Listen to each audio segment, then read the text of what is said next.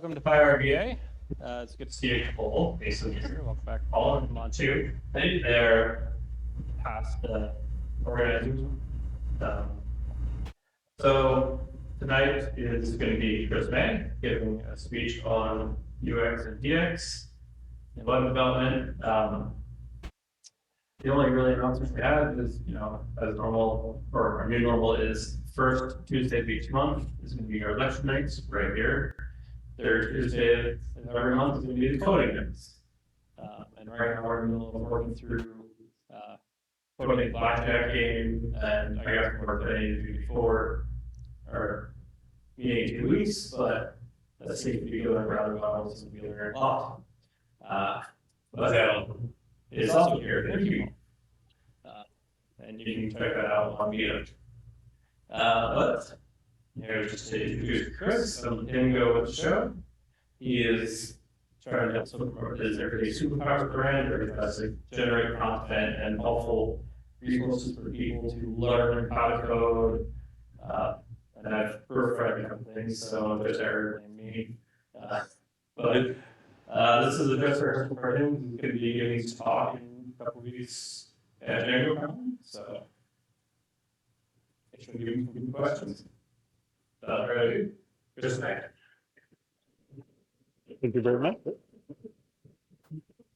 Thanks, everybody. It's so great to see so many people here, and yeah, I'm especially excited because there's something in this talk that I only learned in the last couple of years, and it leverages something new in Python, or at least new in the web development world in Python. So I'm excited to share it because it's like I feel like this is something that I need to yell from the rooftops so that people can enjoy their user experience more, or enjoy their developer experience developing websites, and help their users to enjoy their websites more. But I must say, like, as a part of designing and having a great user experience, I feel like I need to mention spas. Now, of course, not these spas specifically, but single-page applications. If you're not familiar with this pattern, it is a very prevalent pattern in the web space. Essentially, what the idea is that you go to a website and you download a JavaScript application. And that JavaScript application handles everything, all your interactions with it. It talks to the server talks back with JSON, and it updates the UI. So it even looks like you may go to a number of different pages, but most of the time it's just one page that you're at, and just JavaScript just generates HTML and swaps things in and out. Great example of this is Gmail, right? It's probably in some ways you could say, the first best spa, right? Because you have this email application in the browser, and it's very easy to click and load an email without having to reload the whole page and compose an email and everything. Unfortunately, many across the industry are concerned about spas. Not necessarily spas because they exist, but because too many people think that this is the way we should develop for the web. ThoughtWorks is a large consultancy that has, I don't even know, hundreds, probably thousands of projects around the world. They express their concern by saying that spas incur complexity that simply doesn't exist with traditional server-based websites. Too often, teams are skipping trade-off analysis, blindly accepting the complexity of spas by default, even when business needs don't justify it. Furthermore, some developers aren't even aware that there are alternatives because they've spent their entire career in a framework like React. And honestly, as one of the organizers for PyRVA and talking with a lot of people here, I hear people say oh, I need to learn React because I want to make websites. And most of the Python developers I know, their web applications are actually just serving applications like this. They're essentially an API server talking to these JavaScript applications. So why are spas so popular? I think they're so popular because when they came out, they provided a vastly superior experience. They in particular, they didn't cause the whole page to reload every single time you made an interaction with the page. They powered, great, like Gmail, right? You could pop open a little a flyover, typing an email while also looking at other things. It just had a rich experience, and the server could use a lot less energy to send like small pieces of data that could update the user experience. Finally, and as they've grown, they've had it so that you can have data in the browser, and if that you change that data, it'll trickle into the HTML. So the HTML is essentially kind of like a result of whatever the data is. And this was, while SPA had an edge in experience, this is no longer the case. Traditional websites can be just as friendly to users, but much easier for developers to maintain. And I'm excited to show you what's possible. This developer, Taylor Hunt, opened my eyes to new possibilities with his 5 blog post article series that chronicled his story of being a developer at a supermarket chain. Their web app needed help, and he wanted to make it clear how bad the experience could be. So he bought phones that were the most popular phones sold in that supermarket chain. And he had people do a simple exercise, which was launch the app, whether it's the web browser or the native app, search for eggs, click on the first result, add it to the cart, and begin the checkout process. He recorded all 4 of these on the phones. And so as you see, the leftmost here is the web app, followed by the native app, and then 2 of their competitors, Amazon and Walmart. Here we go. As they all get started up, you'll see it takes a little bit of time to get going, and it does take a significant amount of time to accomplish this task. Amazon is definitely the most responsive. You'll notice every now and then you might see like white circles, white dots appear. That's the person touching the phone. Yep. And sometimes you might even see a lag between when the person touches and when that registers, right? Amazon might be the most, the best responsive, even though the search isn't necessarily the best. We search for eggs and we're getting pizza mix, but it's the first result, so it's going into the cart. And actually, Amazon is going to finish first. It's going to finish at about 59 seconds, blowing the other ones away. The native app, while it was the slowest to actually get that first start, is going to finish second at 1:20. There you go, Amazon just finished.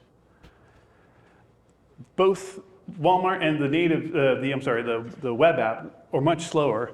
In fact, the native app is so much slower, it takes 4 minutes to accomplish this task. That's over 4 times as long as Amazon. So Tyler knew there's something that needed to be done. He had a goal. He made a really impressive goal that I really enjoy, that drove what he wanted to do. He said, it needs to be so fast that it's fun on the worst devices and networks our customer use. To accomplish this goal, he heeded the advice that he researched to try to figure out how he can do this. He found this advice back in 2017 from a Google employee. For optimal website performance, the Google employee said you should create a budget of 130 kilobytes for all HTML, CSS, and JavaScript. So you can just download it, and it could be instantly available for the client. So Taylor knew he was in trouble. He couldn't take this web app, the SPA, and compress it down into 130K. He was like, I'm going to have to create a whole new demo app from zero. But he realized in order for this demo app to be taken seriously, he couldn't just have it load and look good. There were some business requirements that weren't clear initially. The web app that I showed you earlier, in order for the business to take it seriously, they would need third-party JavaScript on there. That JavaScript did analytics, it did some advertising, it gathered data about the user, and once Taylor got those JavaScript libraries together, it completely ruined his budget. It took it all. And so he did some more research, like, okay, is there any way I can just kind of squeeze in a little bit more space to really still have a great experience? And after experimentation, he realized he had a 20 kilobyte budget left over for everything. The production web app uses React, JS, and Redux, which together were more than twice his budget. Considering all of his other options, he realized the spa pattern was out. With so little room, he decided that maybe if he sprinkled the HTML with just enough CSS to look good, and if he had any room left to use laser-focused JavaScript for the pieces that benefit most from complex interactivity. This is what he created. His demo app is on the left. The other four are exactly the same ones that you saw before. This is the impressive thing that he created. As you can see, the demo app is much quicker to load and interact with. It's important to say it's on the same phone, on the same public internet, hitting a server co-located with the production app. And it's going to finish in 20 seconds. There it is. The demo app uses the same APIs to gather data from the various API sources and put it onto the web page. It gathers the same data about the user. It creates the same orders for the supermarket. From a business perspective, it is a functional equivalent. From a user's perspective, it is drastically different. This demo app is a multi-page, HTML-driven web app that performs better than even the native app. And the best news is you can use Python to make an app like this today. And I'm really excited to show you how you can have a better than SPA experience without leaving Python and HTML. To do that, I'll do that in just a second, but first allow me to introduce myself. My name is Chris May. I've been building websites since 1995, and I fell in love with Python in 2007. I started out my professional career as a graphic designer, and that's when I learned how a great user experience can like transform your project, for your product or project, either one. I really want to enable you. Like if you have never used Python in the web in a browser before to make websites, I feel like this is a great way to like introduce you to like how to keep it simple, how to have fun. But yeah, I want to make it so you have the best experience for your users. To do that, I'm actually going to use the SPA because it was, the SPAs kind of, in some ways, are kind of the yardstick of great experience. So I'm going to enumerate some of the common components that I feel provide a great elevated experience. So we want to remove whole page refreshes for every interaction. Whole page reactions aren't necessarily bad, right? We just saw that in the demo app. Like a quick reload can be perfectly wonderful, but I want to give you the ability to remove full page refreshes. We want to update the interface from small payloads from the server, right? Just, that's kind of inherent in like not needing to load the whole page to like have a bit that can upload, update part of the page. I want to give you the ability to have data on the page, and if the data changes, they'll change the HTML, as well as to empower rich on-page interactions. To do these things, I want to share the experience of another developer, Caleb Porzio.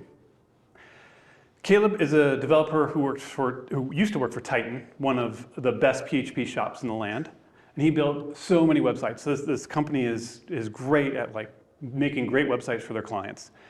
And Caleb has a podcast, and on an episode of No Plans to Merge, he talked about his experience, where for essentially like he loved SPAs. He particularly loved Vue.js because it kind of went along the lines of a number of things that he appreciated, compared to the other ones. But in particular, what he really liked was once he realized that SPAs had a very complex nature, he wanted to try to reduce it and make multi-page web apps, traditional web apps, but still have rich interactivity. And so he'd still use Vue because that was, I think arguably, and I think in my experience too, Vue is the best at like, it can just jump on your page and handle one component or maybe another component, but not have to take over and kind of push you towards the SPA format. Nonetheless, even with this attribute of Vue, he would feel this gravity pulling him towards the SPA pattern. And he, after several projects, he would start with the intention of like just having a traditional web framework, a traditional website, and would start like feeling the pull towards the SPA. And he's like, what's this watershed moment? What's this watershed decision that, if you can make all the decisions you want and keep going down towards this traditional web app, but what is that decision that once you make it, it pulls you towards the SPA? he realized, after much experimentations and thought, he realized it was the moment you decided to return JSON from the server. Because at that point, you need JavaScript to receive the JSON. You need something to convert it to HTML. So you probably need some JavaScript templating. You need something to insert it into HTML. You might want to need like something to kind of keep diffs and virtual DOMs. Before long, it just removes all the friction to get you to the SPA. But if you returned HTML fragments from the server, you actually need very little JavaScript to diff it and empower a rich application. With this inspiration, he created a few frameworks to help people. In particular, he created Livewire, which many Laravel developers use today to create great experiences. He also made a couple other frameworks we're going to touch on later. But in particular, this idea of returning HTML fragments from the server, he made Laravel for. For many of us Python developers, I mean, honestly, there is a port of Laravel for Python. I don't know if it still works as well as it used to because he's made a bunch of changes. But a lot of us Python developers have adopted HTMX, which handles all this communication from to the server and getting HTML fragments back and updating all different parts of the web page at the cost of 14K. So a very small framework. And with this tool in our back pocket, we can check off 2 of those 4 experiences. Going back to Caleb, the other framework that he made that I really appreciate is called Alpine.js. This focuses on in-page experience, and Alpine and HTMX kind of work in some ways pretty similar because you can use the JavaScript interface and build a similar use JavaScript to build apps for this. But you can also use attributes in your HTML to declare what should happen. And in this way, it's really nice because it eliminates the JavaScript build step for you. And you can scope it down and say, for this component, this is a piece of the data that you really need to care about. And it just kind of allows you to just kind of scope down and not have to worry about everything else. Somebody once told me Alpine.js is wonderful. It's like Vue.js without the build pipeline. In some ways, as I said Daniel, right? Daniel was really inspired by Vue, and he used a number of the same ideas in it to keep it as a design philosophy. It allows you to do drop downs, modals, accordions. Any kind of rich internet experience you want, Alpine can empower. Additionally, it's reactive. So as I mentioned before, if you have data on the page that you want, if the data changes a specific way, you want HTML to change in this other way, this will handle it. And for less than 30K, these frameworks enable the same experience as SPAs for your users. There are other frameworks as well. These are my favorites. Unpoly is another one that I hear that's really popular. I think, if I understand correctly, I think it can cover all 4 of these as well. I just haven't really had the chance to dive into it yet. But yeah, in addition to providing a great user experience, they provide a great developer experience. I mentioned the no JavaScript build system. Both of these frameworks use HTML attributes to control their behavior, which allows you to just stay in Python and HTML. You don't have to I had an experience with one of my projects where we were trying to fix something that was happening on a web page, and we opened up the HTML, and then we're like, oh wait, no, this is in Python. We opened up Python, no wait, actually it's in the JavaScript, but which file? And we had to go all over the place. Being able to just stay in Python and HTML is such a, honestly, adopting these 2 frameworks has brought so much joy back to my web development, and as well as the third one, which I'm not going to mention, called Tailwind CSS, allows me to stay in Python and HTML and get more done. And it's not just me. Another developer that I thought had an interesting experience said that he and his team rebuilt a client's web app with Django and HTMX as a proof of concept. We're 100% sold, and we'll use it over our default stack in the future over React. We needed 1/4 of the time, deleted lots of files related to the REST API, permissions, and serializers. For a bunch of other things, I just used what was in Django. Not waiting for build tools is great too. So I think that these two frameworks will empower you to have great user experiences, great developer experience. But there's one other aspect of user experience that I want to harp on, because in many ways, it is the one major, I'll say one of the major weaknesses in the spa experience that people don't really tend to measure. And that is the cost of spas on mobile devices, especially the boot up time. Another developer, Tim Cadleck, researched the HTTP archive, which essentially they're trying to take every website they can find and put it into the database. He found that over 50% of websites that are built with React take over 10 seconds to render on mobile devices, with 10% of all of those websites taking over 25 seconds to render. This can lead to significant user experience issues. And in fact, we've already seen that. If you watch what happens on a production web app when the user searches for eggs, the web app takes so much of the phone's resources that it's actually going to get in the way of text input. You'll see the user types EGGS, and the GGS haven't shown up yet. And there we go. Additionally, the JavaScript initializes somewhere around here, and you saw the low bar change. And I don't know technically what has happened, but in this section, JavaScript has triggered a search event. It hasn't gone out yet, but it's going to register here. It has done a search event, but it's an empty search. So even though the user did search for eggs, what's happening is the JavaScript is hitting multiple APIs to get the search results for over 360,000 results.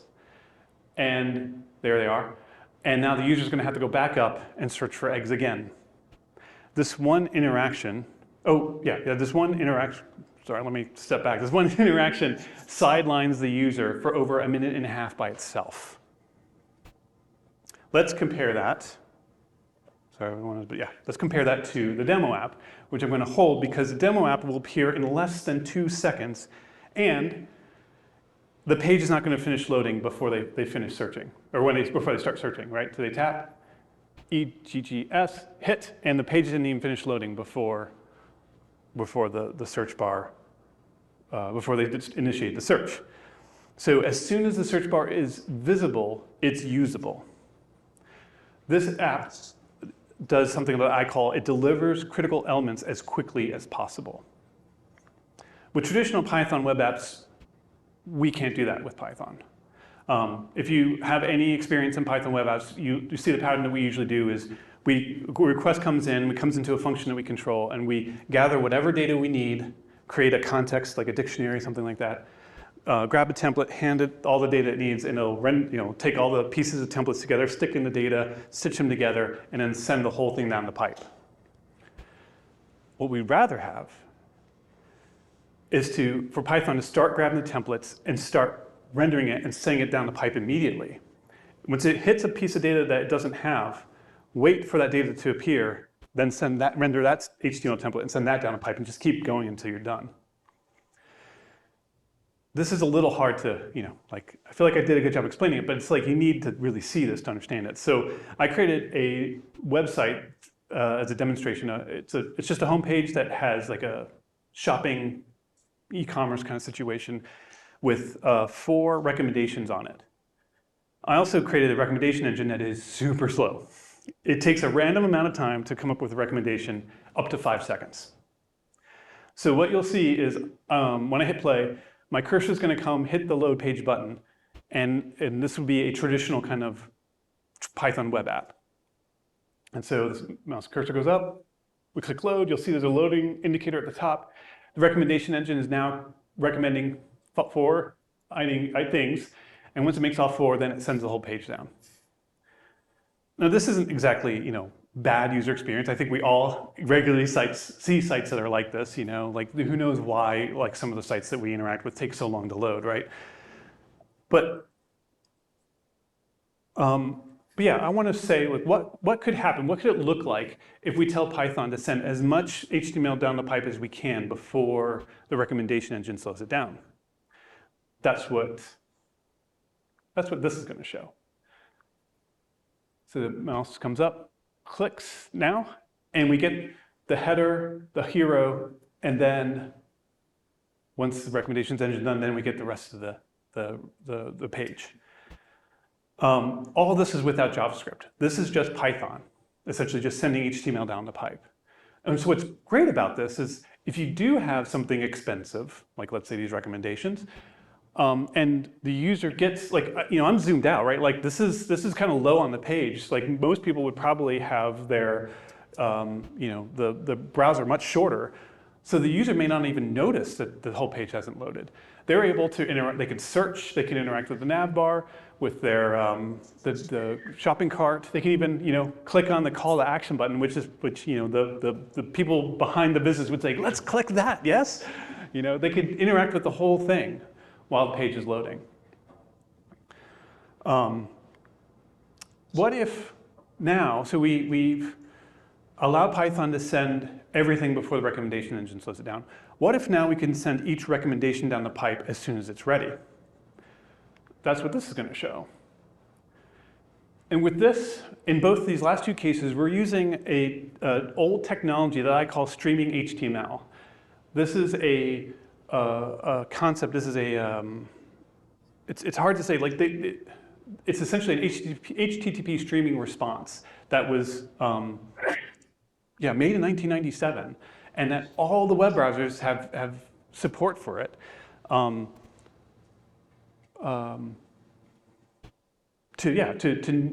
JavaScript, just Python and HTML. Finally, we can add a little bit of CSS, like this, which all this does is essentially there's probably ways to make this better, but it's essentially saying, if there's a class named skeleton and it does not have 4 items in it, render the CSS. And so if I were to play this, when we hit load, we now have what they call a skeleton element, so the user knows something is coming, and there won't be any janky layout issues based on content not being there. Also prevents surprises for the user. So this is a little bit of a ridiculous example, because who's going to have a recommendation engine that's going to take 5 seconds to make a recommendation? But as a senior developer told me, there are times you cannot control things like this. You might have a search result or a recommendation engine that relies on 2 or 3 or 4 API requests. And sometimes things take a while. So they wanted to really emphasize this could really be helpful, even if it does seem a little ridiculous. But I want to show you a real life example of this. I'm sure most of us are familiar with GitHub. In GitHub, if you go into a repo and go into its files, you'll get this experience, where anytime you can click on the file name and you'll be taken straight to the file contents. Let's rewind this and show this again. It shows the files immediately, but at the same time there's a synchronous process that's grabbing all the details for the files. And I'll play it one more time. It shows kind of one of those skeleton things. In fact, I'm not even sure it does move, but it lets you immediately use critical elements to get to what you want to do. And if you need more information, it'll appear within a couple of seconds. The goal is that we want to empower the user to get what they want done as quickly as possible, while then, if they need some more information, provide it as quickly, even if we have to trail off to include it later. That's what this looks like in reality. I want to show you what it looks like in Python. The demo that I created before was created in Starlet with Jinja templates, and this is the code that does it. I didn't include the import statements, but I just want to kind of take a step through it so you can kind of understand it. So when the user comes to the home page, the request comes to this function. The first thing this function does is it grabs the index.html file template. And then with this context, it grabs, we give it the data that it would want to fill out the template. But in particular, the template in the Jinja template has a function called generate async. And so what this is going to do is it's going to do just what I said before, where it's going to start looking at the HTML and sending it down the pipe via a streaming response as soon as it can. It also, so like in this, the parameters to this function, the first one's request, so you can pass in any data that's kind of already there that you're already pulling in, such as the request. You can also give it a function that will asynchronously generate pieces of data or items. And so that gets returned in the streaming response. And so this, oh, okay, I'm sorry. So I thought I highlighted this, but essentially this is where the things slow down, right? This is where we get the up to 5-second delay, and then it pulls things from a list to like recommend to the user.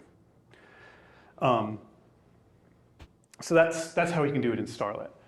As Brian mentioned, I'm going to be giving a version of this talk at DjangoCon in a month, and so the question is, essentially, how do you do this in Django today?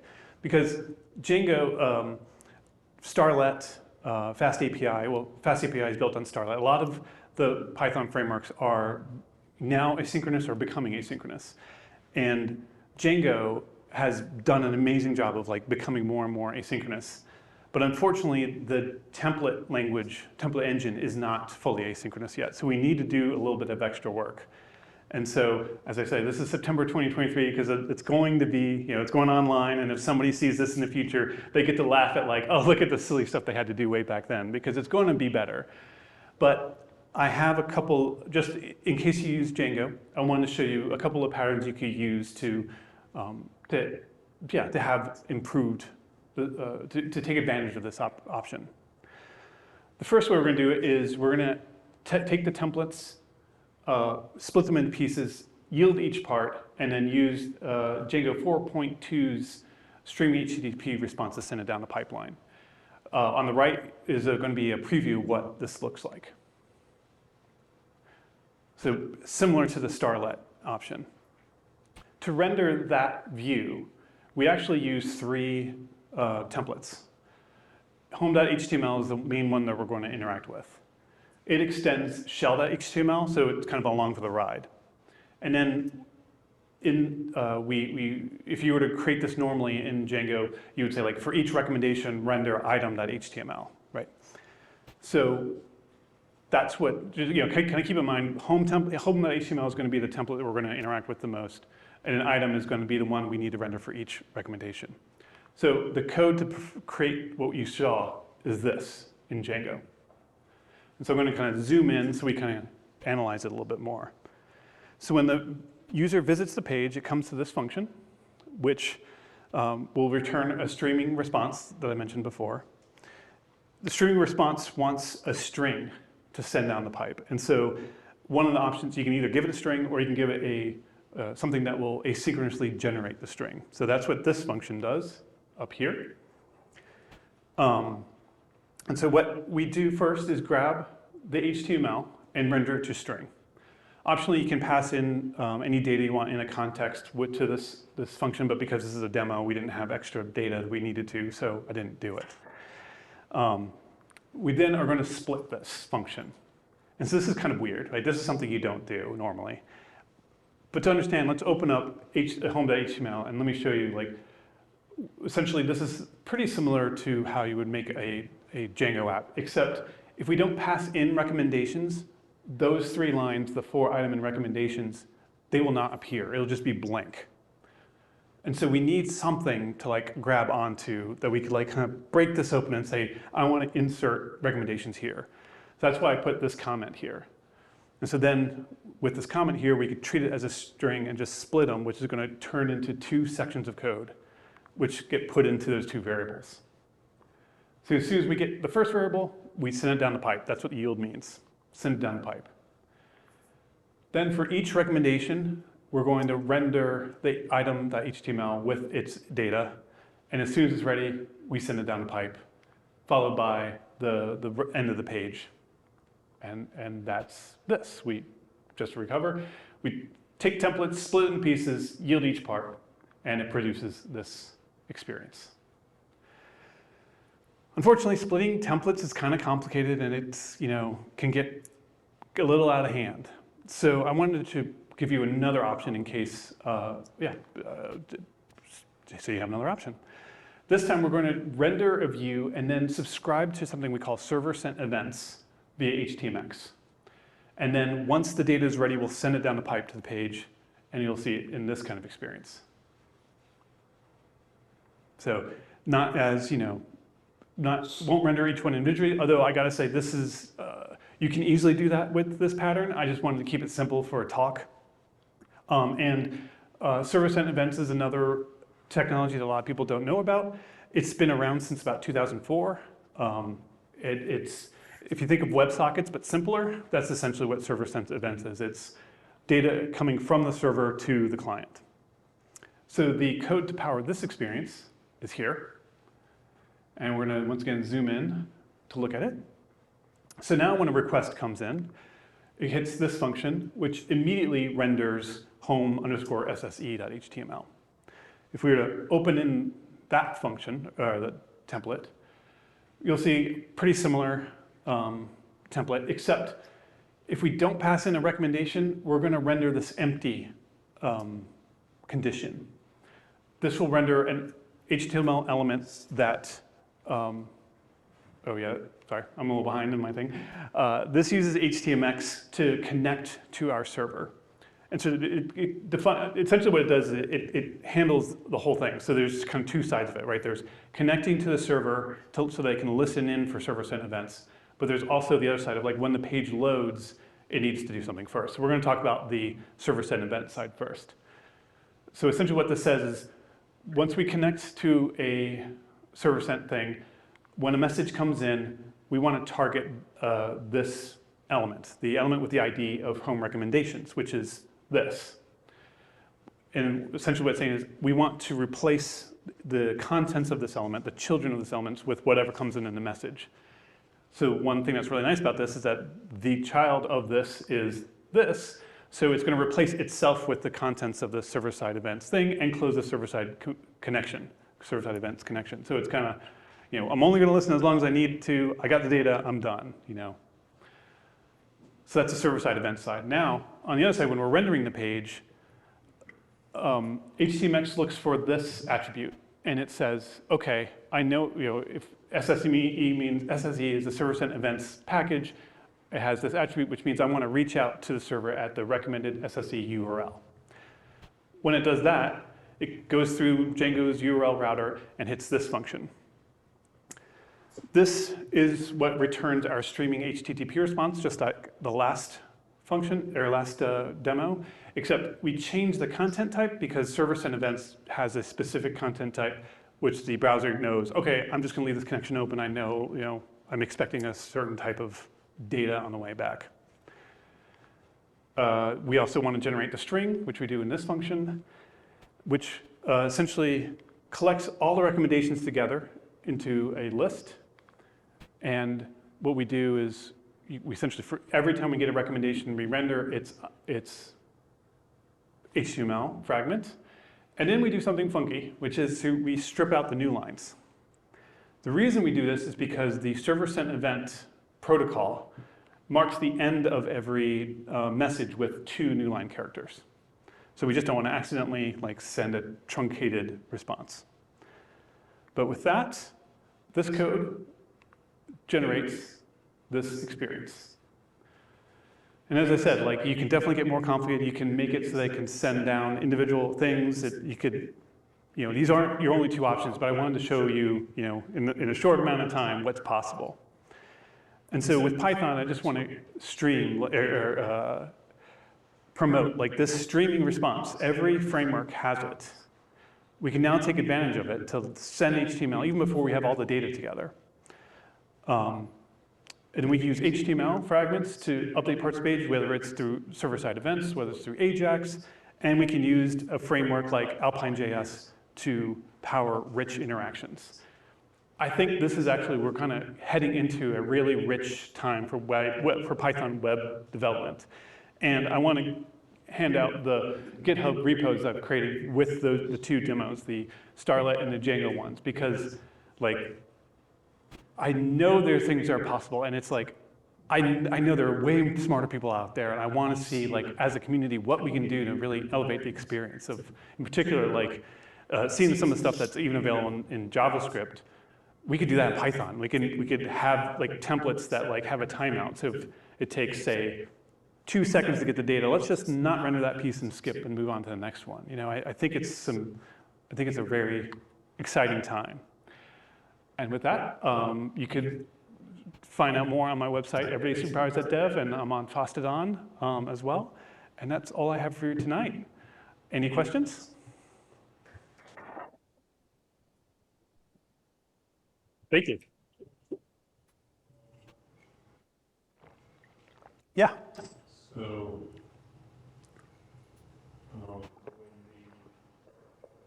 prior to school moving slowly,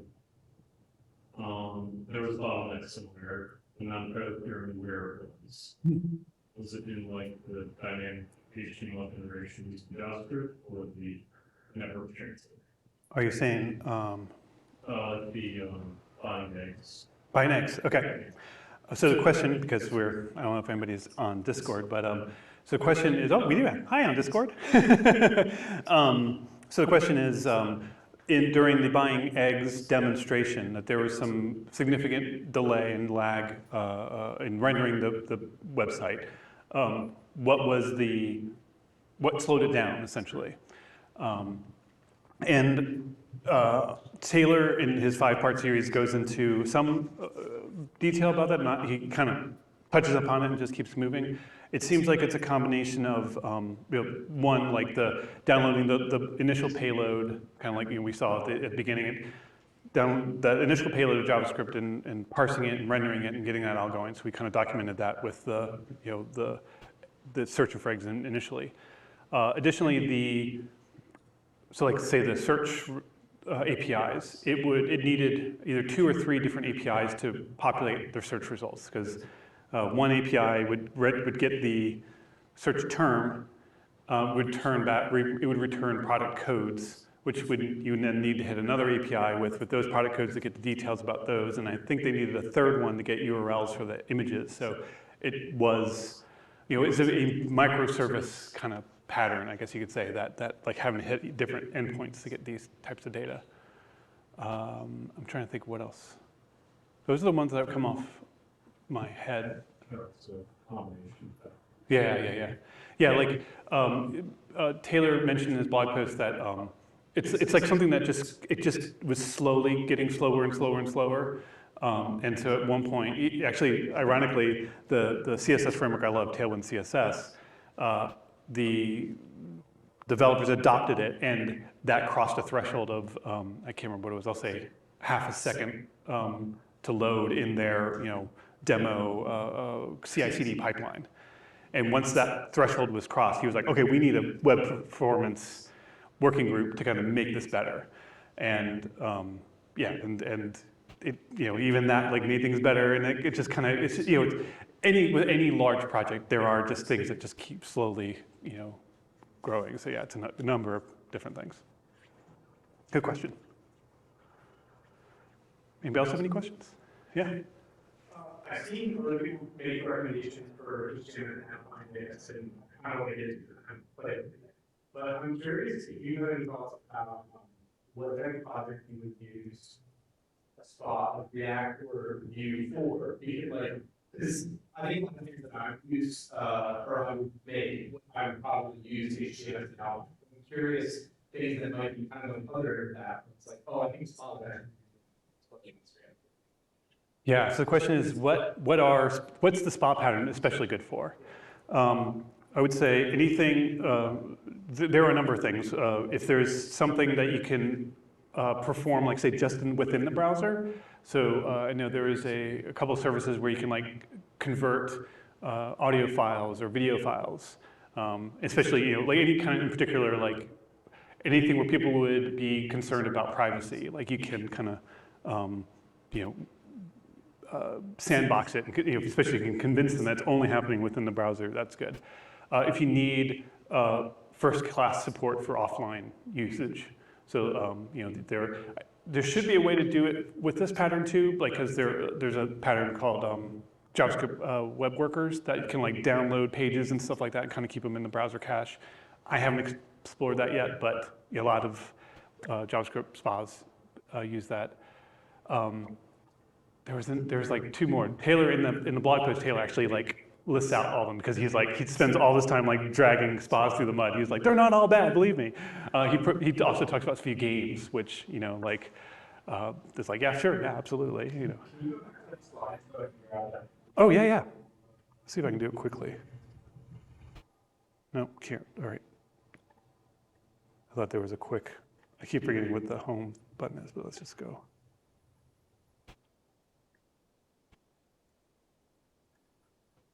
All the way back to the beginning. There it is.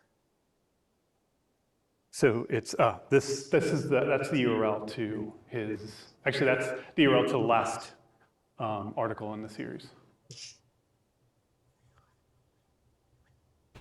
Paul, yeah. So you said originally when you talked about spas that the crossroad point that made the spa difficult was when you decided to purchase. Yeah. I kind of want to go back a little bit. Yeah. Because anyone who deals with APIs or need a lot of APIs, JSON is the preferred format to get Absolutely. data from APIs. So Yeah. can you talk a little bit more about that? Yeah. Because those APIs are going away. Oh, totally. And so, Yeah. So the way I think about it, because like when I look at the demo app that Taylor made, he has a server side code, right, that will call those APIs and convert that into HTML and send it down the pipe. So those APIs are still returning JSON, but you're using Python or whatever backend. Usually, your server has a lot more capabilities than the phone does. So you're leveraging that to translate that into the HTML you want and sending it down the pipe. You're doing more work on the server and less work on the Exactly. Yeah. Which is especially good for us people who love Python, because I know a number of Python developers who are not great JavaScript developers. And granted, like the more rich you create your the web UI instead of your ribeye, the more JavaScript you're going to need. But still, a lot of this allows you to do a lot of Python and a lot less JavaScript. Any other questions? Yeah. So I've been hearing about stealth kit. Yes. That's all the rage. Yes. If you were to try to predict the future, where do you think this is headed? So the question was partially SvelteKit, is very popular, and weighing that in, what do I think about the future? I guess. Yeah. The future of Python, the future of Edge. How could that? Obviously, it's in its early stages. So what's it going to be like in the next 2 to 3 years? I have one clarifying question. So I am familiar with Svelte.js. I've heard of SvelteKit. How do they differ? Anybody here knows more than you got. I guess SvelteKit is the UI on the front end. Okay. And the JS. Okay. I think it's like React and Next. I think SvelteKit might just be that. Yeah. Can you unpack that a little bit more? So I've been out of the spa world for a little bit.